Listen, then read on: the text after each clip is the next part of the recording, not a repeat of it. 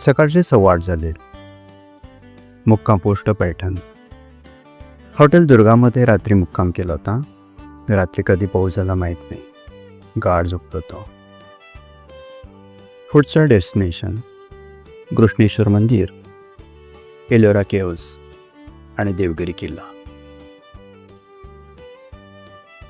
पैठणपासून छत्रपती संभाजीनगरकडे जाणारा हा रस्ता.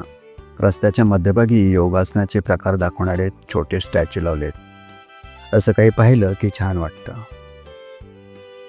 संत ज्ञानेश्वर उद्यान. काल लक्ष्मीपूजन त्यामुळे बंद होतं.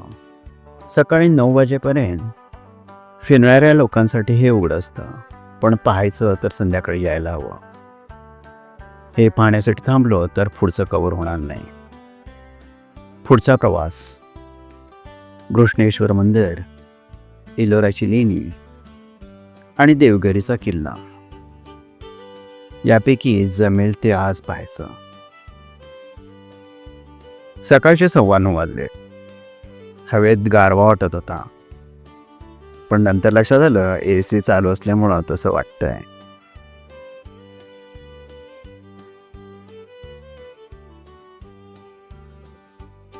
नाश्त्यासाठी रेस्टॉरंट शोधतोय, म्हणजे अदिती गुगल मॅपवरती पाहते.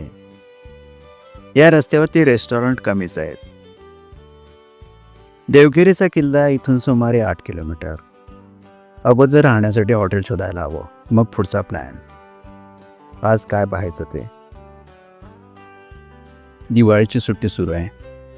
काल लक्ष्मीपूजन असल्यामुळं गर्दी फारशी कुठं वाटली नाही, पण आता ऑनलाईन पाहताना लॉजिंगचे रेट्स वाढलेले दिसत आहेत. समृद्धी महामार्ग, त्याच्या खालून आम्ही जातोय. उजव्या बाजूला नागपूर आहे, डाव्या बाजूला मुंबई. समोर डोंगर दिसतोय, तो देवगिरीचा किल्ला. पण तो आता आम्ही पाहणार नाही. आम्ही फोनवरून चौकशी केलेलं हॉटेल त्याच्या पुढे आहे, म्हणून पुढे जायला हवं.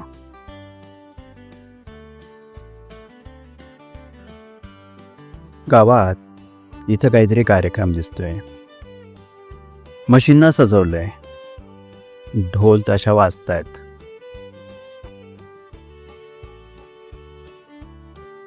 फोनवरून चौकशी केलेली हॉटेल्स आम्हाला चांगली वाटली नाही. मग आम्ही पाठीमागे परतलो आणि शेळके मामा धाबा आणि हॉटेल इथंच थांबायचं ठरवलं. प्रथम पाठीमागे असलेल्या हॉटेलमध्ये सामान ठेवलं आणि या धाब्यात नाश्ता घ्यायचं ठरवलंय. आत्ता 11 वाजता नाश्ता घेणार. गौरीला गाय वासरू आवडलं. नानीला घेऊन ती गाय वासरूकडे निघाली.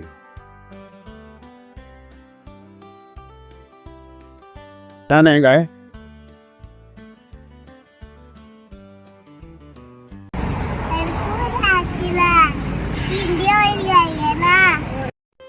अगदी रस्त्याच्या कडेला असलेला निसर्गरम्य परिसरात हा छानसा धाबा. प्रसन्न वातावरण. एलोरा घृष्णेश्वरकडे जाणारा हा असल्यामुळं इथं बऱ्यापैकी गर्दी असते. प्रत्यक्षात नाश्त्यासाठी आलो असलो तरी आता वाजले 11:30. आत्ता नाश्ता केला तर जेवणार कधी, म्हणून जेवायचं ठरवलं. भलं मोठं मेनू कार्ड आहे. शुद्ध महाराष्ट्रीयन मेनू घ्यायचं ठरवलं. मटकी उसळ, बटाटा भाजी, कांदा भाजी, चपाती. त्यांना भाकरी सांगितली होती, पण खूप वेळ लावला. तोपर्यंत आमचं जेवण झालं असतं. मग चपाती घेतली. नेहमीप्रमाणे जेवण संपल्यानंतर शूटिंगचं लक्षात आलं. जे काही पदरात पडलं ते हे. गौरी बघा कशी जेवते, पटपट. गौरी भजी आणि चपाती खाते. चांगलं लागतंय गौरी. सुकी चपाती खाऊ नको, भजी पण खा. खा.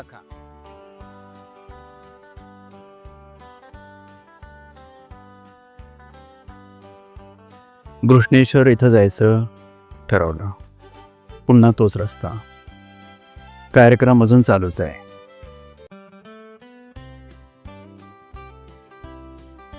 एलोरा केव्जकडे जाणारा रस्ता तसाच पुढे घृष्णेश्वर मंदिराकडे जातो.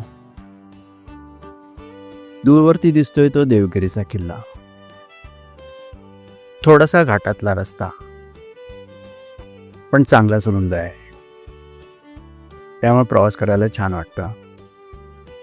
आणि रस्त्यावरती फारशी गर्दी पण नाही.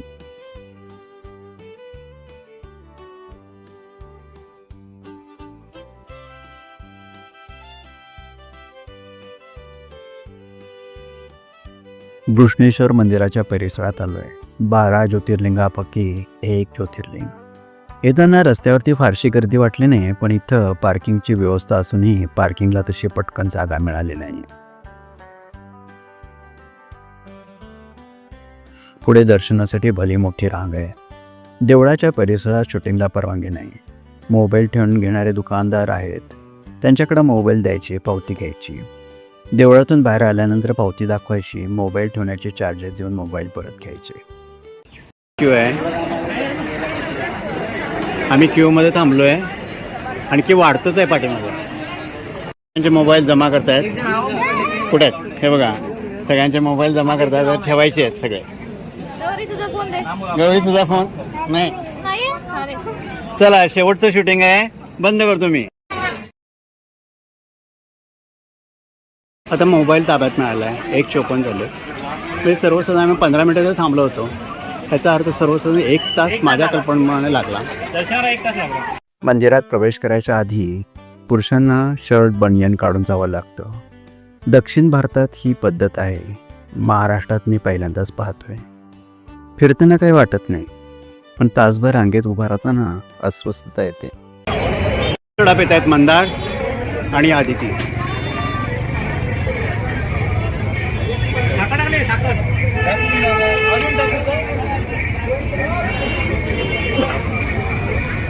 आणखी साखर हवी आहे.